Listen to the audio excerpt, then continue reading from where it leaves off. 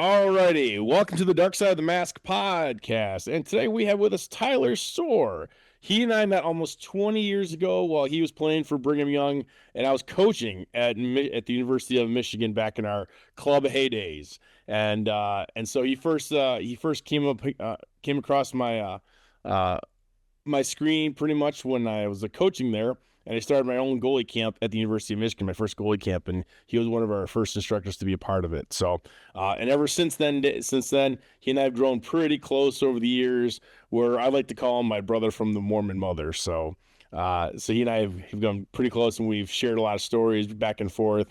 And like I said, we go back quite some time. Anyways, I'm excited to have him here today. Hey, anyways, let's get after it. So what's going on, Tyler? How you doing today, man? Doing great, man. Doing well. I hate to break it to you, but it's been over 20 years now. Oh my God. Yeah, that makes sense.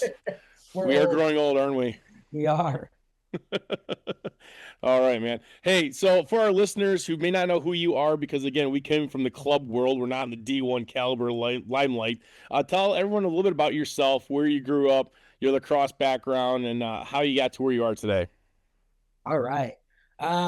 So in my early years, I grew up kind of everywhere, and that at some point fortunately led to my family living in Maryland for a brief stint, just long enough that my older brother saw lacrosse.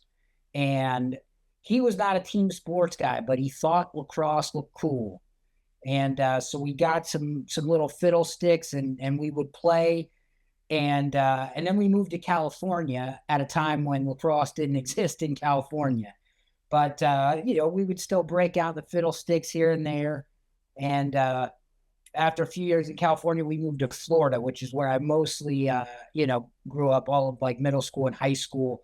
And I was fortunate that in the eighth grade, a couple guys decided that they wanted to try doing some lacrosse clinics and see if they could, start making lacrosse a little bit bigger in Florida. And at the time, it was only really in the private schools, but you know what? It ended up being a success. And so I started playing lacrosse here in Florida in eighth grade. And I played in high school for basically like one of maybe a handful of non-private school teams.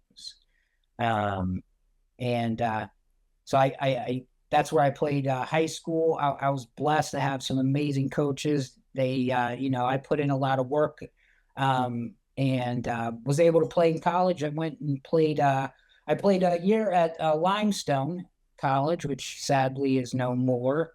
I won a conference championship there, and then I served a mission for my church for 2 years. And after that, I ended up getting into BYU, and my head coach from Limestone moved on right before my coming home, and so it just felt like the right thing to do was, going to BYU, and I played there, and that is where Coach Giggs and I first met, and I had a pretty good career there. I was a two-time all-conference goalie. I was an All-American and played in a couple Final Fours, and you know that's and then since then I've coached basically ever since. I started coaching junior high lacrosse actually while I was still playing at BYU. Um, Lacrosse was new to Utah, and I wanted to be a part of helping it grow. So I coached junior high lacrosse there, high school there. Coached a lot here in Florida in at different ways. I've been training goalies for 20 plus years, and I coach club, and so It's that's sad. It's sad to think that you were playing the same time I was actually coaching. And we're almost the same age. that's that So 2 year mission gap. that was That's the that's one. how I ended up playing a handful of my high school teammates because I took that 2 years off. So when I was at BYU, a couple of the younger guys ended up at a couple schools like FSU and UF, and so I had the unique opportunity to be able to um, play against former teammates, which is always a lot of fun. And I always thought it was quite interesting when we played. And for those who don't know, U of M and BYU were pretty arch rivals back in the day, and it was kind of comical sometimes where we get done with our games and we're all celebrating, high fiving, getting ready to board the bus, or we're losing 1-2, and here comes every single BYU family. And like, where all these families come from? Oh, those are the players' wives and their kids. I'm like, what? They're having Yeah, we picnics had a on the few. field. That always made for some interesting heckling for some of the opposing teams. You know, they'd go on to Facebook and find out guys' wives' names and on, hey Jordan, how's Cassie doing? Exactly. How are the kids doing? I'm like, great. Wonderful. Awesome, man. Hey, so something I've gotten to know, and I'm not sure if people know this about you, is that you have quite the knack for photography and videography. How did you get into that world of photography and videography? I know, like Rachel, this is something that she's truly passionate about. In fact, that I know that this is you kind of made this your path now, your path forward as far as what you do for a living.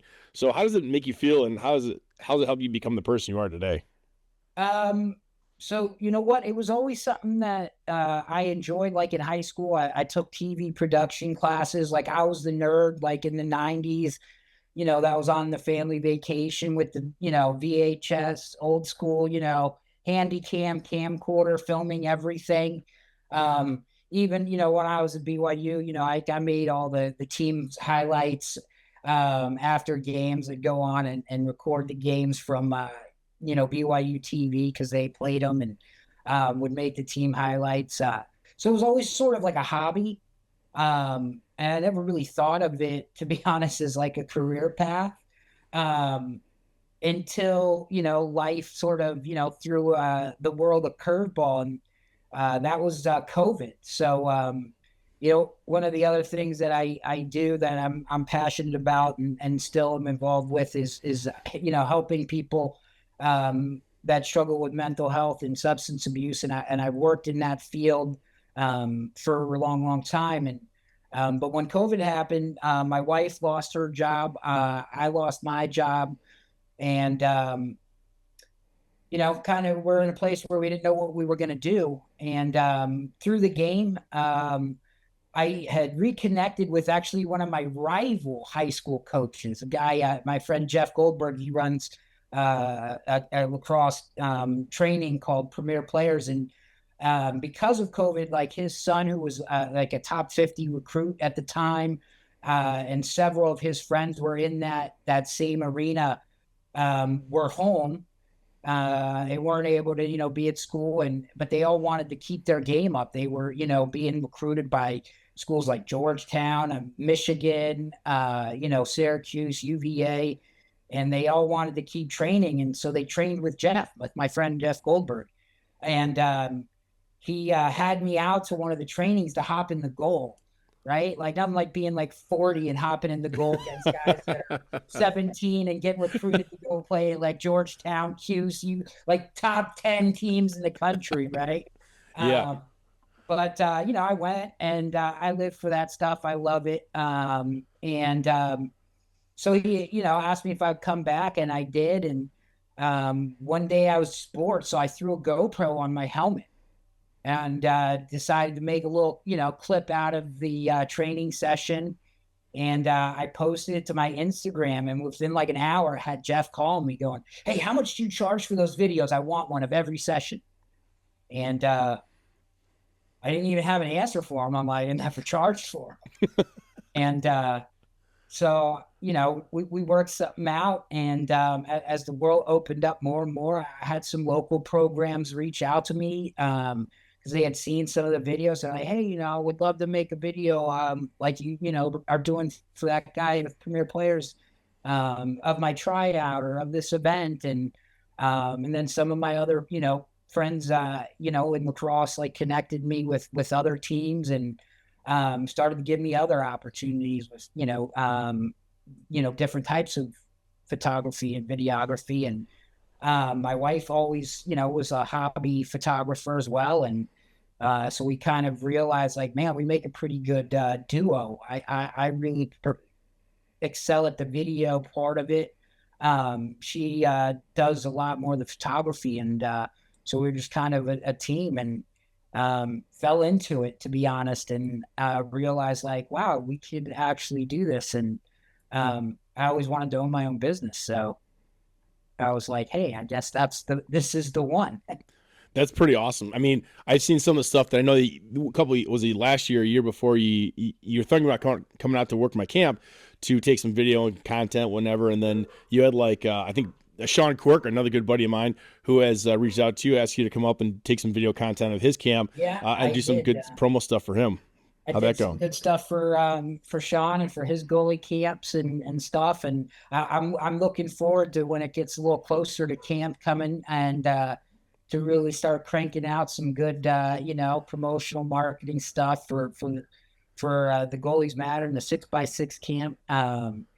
And it'll be good. The one thing I really love though too is because me, I'm all about like helping people, helping players, helping young athletes, and so being able to help players with recruiting videos, and really putting something together that's with thought, where I'm thinking of what is the kind of things that the college coaches I know are looking for, and putting something together good for them, because it's super important when it comes to especially some of these, some of the outlier states, Michigans of the world, the Floridas, the non-hotbeds, at least as of right now, like being able to get out a good film to coaches is huge, because they can only be in so many places, so many times when it comes to, some of the tournaments and the different recruiting events. And so being able to have a good film is huge. And so I really love being able to help players with that. Yeah, that's a huge niche too right now, because I mean, I'm in the Lax Goalie Rat forums, and I've had parents that have come up to me a number of times and say, "Hey, what?" They always ask the question, what's a good platform or a good way of filming my kid, or getting good goalie videos?" And as much as it'd be great to, like, for some people to hire a professional, they're like, "Well, I've used my Apple iPhone, or I've used my Android. I got a good tripod, or I got one of those special 360 cameras, or even a drone for that matter." So they're always kind of looking for that heads up. But trying to find a good professional to help you out doesn't hurt sometimes, especially when you're trying to find a good recruiting video. Especially in piecing it together, Correct. like Yeah. I always tell parents, like, listen, I would, I don't, because of my journey in life, like I'm a super honest guy. And so it's like, I tell them sometimes, they'll say, oh, somebody told us we need better footage than the one that this camera from the school got. And I'm like, I would love to tell you like that's true, but it's not necessarily true. Like, cause I would love to tell you, hire me, you have to. And the truth is, like, if you can afford me and you want to, awesome. But if not, like, at the very least, like, let me help you with the editing process and putting it together in like a way that makes sense, and Yeah. for coaches, it's gonna, grab their eye, but do the best within what you can, Yeah. Uh, Yeah, and one of the things I was going to say too, because you being in Florida, me being here in Michigan, and we're going to talk about this. I've already just wrote the topic script the other day for hotbeds versus non-hotbeds. And Florida and Michigan are two who are right there in the middle of the non-hotbeds world. And so you don't get a whole ton of coaches that come down there to, recruit kids. I mean, so they have to rely off video or off stats or off, contact information, that kind of thing. Whereas when you're on the East Coast and you're in the hotbed, they don't need video. They can just come out after practice one day and go watch a couple games and see some players play. So it's really important to get that video done when you live in a non-hotbed area. yeah, So definitely. all right. Hey, I want to switch gears a little bit here, because what we're really here for is for Goalies Matter. So now I'd like to, take the time, get to the meat of this interview. And if you could, because I know you very well, and this is like kind of like your jam, and that is if you could talk about your mental health struggles and your addiction to pain meds throughout the year that you dealt with, and kind of your story. And I know I've heard it before. The people in my camp have heard it before. But coming from you, maybe this time give us the Cliff Notes version of you, so that people can kind of get the idea of your backstory when it comes to mental health. So, sort of the quick version is that I had a legitimate reason to have pain medication, but because, nobody ever taught me to talk about how I was actually feeling, I ended up using pain medication to self-medicate away my depression, and anger and, frustration, because of, something, that happened with the game, which is, I played almost my whole junior year at BYU with a torn labrum. And I had surgery in the off season. I was healing up great. I was really looking forward to, playing my senior year. Like I said, I was a 2-time all-conference player, All-American. I played in, 2 Final Fours in the MCLA tournament. And, so I was looking forward to that last chance for a national championship, the last chance to play.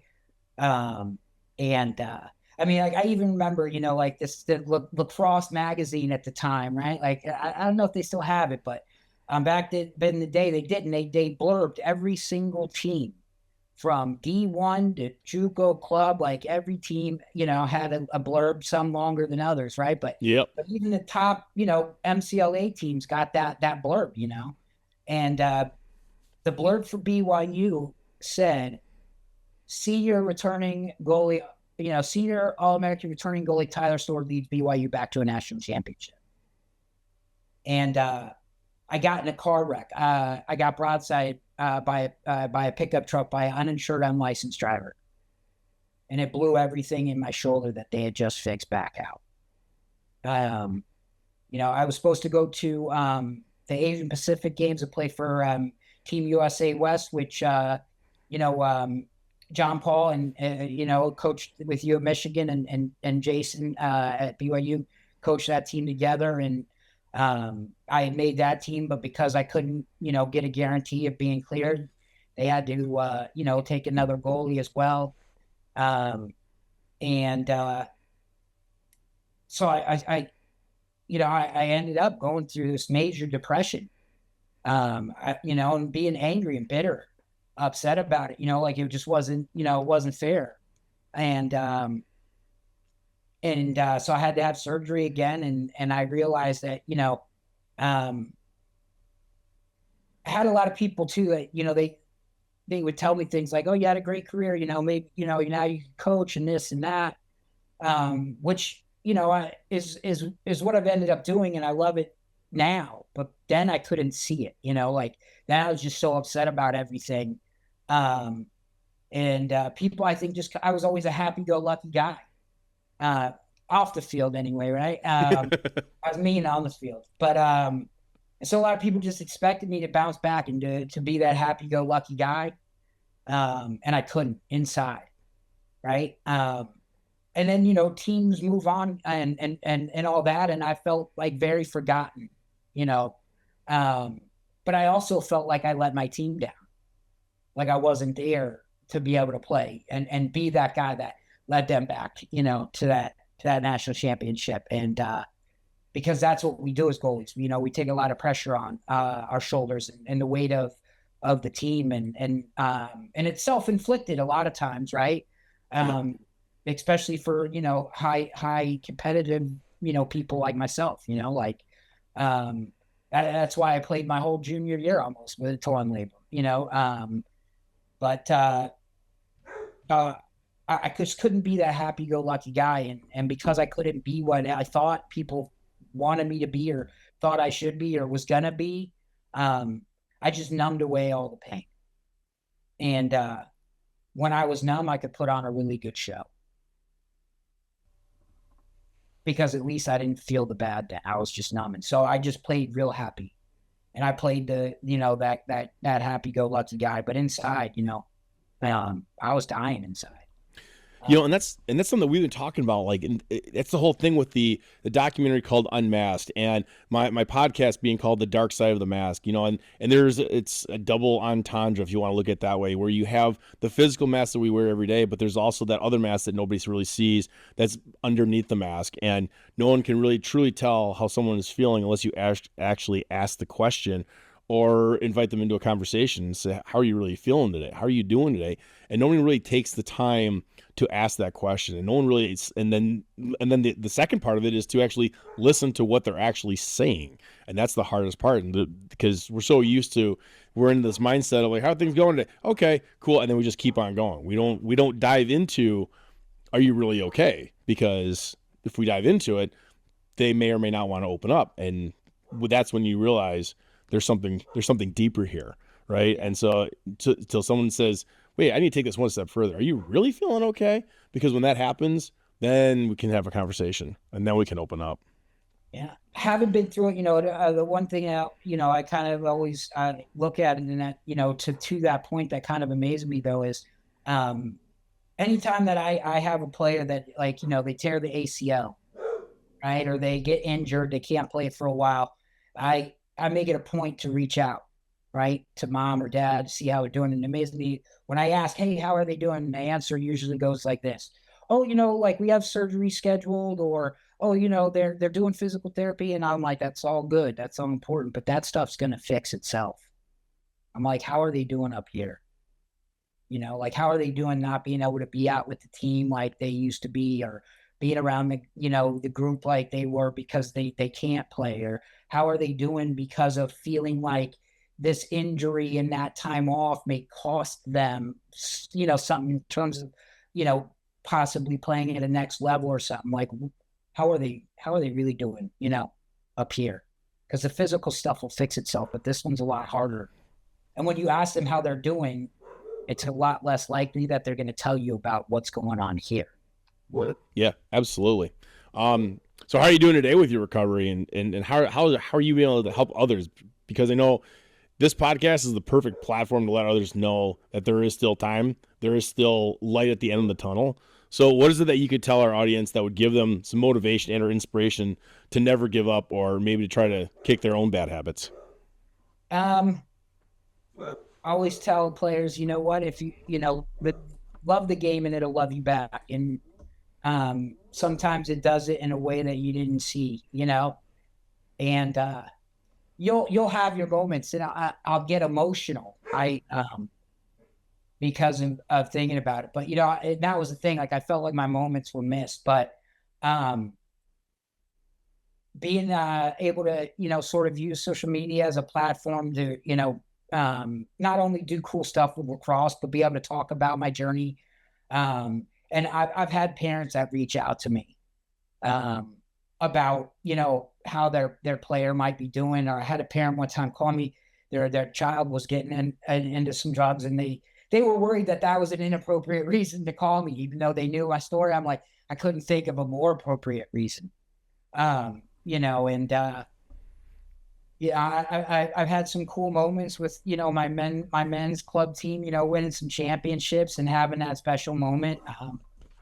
A few years ago, my son, my men's team was going to play a championship, and he said, "Daddy, are you going to win?" And I said, "I think if I play awesome, we'll win." He's like, "Because I want to eat chips out of the trophy." And love it. We won in double overtime. I ended up getting like MVP of the season in the game or whatever it was. And my son ate chips out of the trophy. And as much as I'd love to have a national championship ring, like, had I given up, I wouldn't have had that moment. Right. And that was a moment that I had by hanging in, by not giving up, and by realizing that, like, what we think we want versus what we end up having sometimes we have to just wait and see how it goes. And, so I just, like I said, I have those special moments where, as a coach, I'm able to hopefully make a difference. I was blessed to have a lot of great coaches and that I keep in touch with to this day. And I try to be the kind of coach that would have a kid 20 years later still want to talk to. Yeah. And that's why I talk about more than just the position stuff and the X's and O's, because it's life lessons that we learn through the game. And I get to share that through my social media platform, through, camps like the 6x6 camps where we have the Goalie Matter night.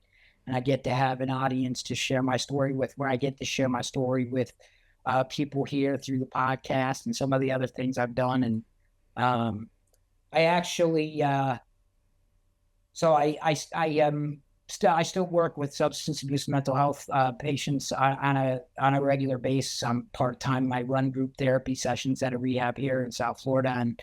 And, with just all what I've, seen and the special opportunities I've had with helping kids through sports, and then also helping just other people with mental health and substance abuse. Am going back to school right now to become a licensed mental health counselor. Awesome. Love to hear it. And the goal is to sort of be able to try to combine that with, sports and athletics. And, Coach T Lacrosse is, life coach T also, and kind of combine the two and find a way to, really make a difference in young athletes' lives, and hopefully, not only help them on the field, but help them, with dealing with the challenges of life, because there's a lot out there. Yeah, and that's one of the things I've noticed. The greatest part about being an independent coach is and not being an organizational coach anymore. And I gave that up way back in 2012. And it's about connections. Like, there's too many. I'm not putting anybody down, not bad mouthing anybody, but when you have that one-on-one connection with a kid, you're not just teaching them skills, you're teaching them life skills. You're teaching them, that there's more to life than just lacrosse. You're teaching them, life lessons, like I say at camp, to all my instructors and to those who attend, that literally we're more than just coaches. We're going to be your best friend. We're going to be like a brother, a sister. We're going to be like a father to some of you, a role model, a teacher, a mentor, because that's the roles that we have to take on sometimes, because some of these kids have never experienced that before. They've never had, some may never have had a true dad in their life, or they've never had a true mentor to look up to, or a role model. And that's why I handpick my people, because I want to make sure that I find the best teachers out there who are positive reinforcements in everyone's lives, and can lead them down the right path. So, and using their shared experiences. So, and that's part of the reason why it's been great to have you come out this past year. And I look forward to hopefully many years for you to keep coming out. It'd be fantastic to have you at kids camp. Already asked for going to Michigan. Absolutely. There you go. That's what I'm talking about. And I do get some comments from time to time, like, hey, Tyler was really great. I loved his presentation. I loved to hear what he had to say. And they look forward to seeing some of your content too, as well. So, yeah. So we're excited to hopefully have you come back this year. Okay, one final question, and then we are going to wrap this thing up. And this is the question I'd ask everybody, and that is simply, and I think you've already answered this, but how has the Goalies Matter family community helped you personally or professionally? I mean, ultimately, right, I think I just answered a lot of right. that. I think so too.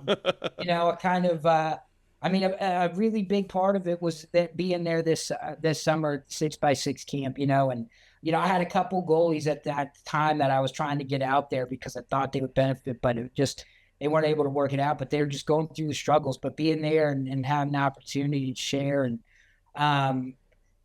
sort of, it's just giving me this idea of like going back to school and being able to get my license, to be able to do more and help more. And then just at the end of the day, man, giving back is what it's all about.